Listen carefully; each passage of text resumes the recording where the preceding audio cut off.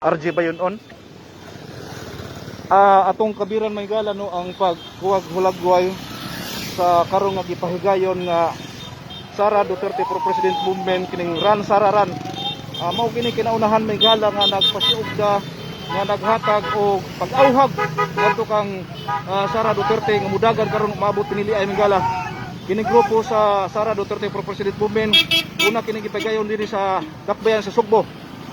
Kining tanan umaabot series ang daga ni ini sa mga pipila ka buwan gikan karon may gala ning Run Sara Run.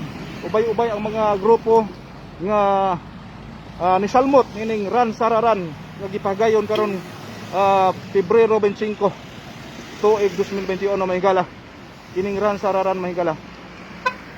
So inyong makita may gala ang awhag sa mga supporters ni Sara Duterte for President movement. Karong taon-taon may gala balik ta ni atong pag-live coverage may gala sa ato ang Sara Duterte for President movement. Okay, standby may gala para sa ikatulong hugna.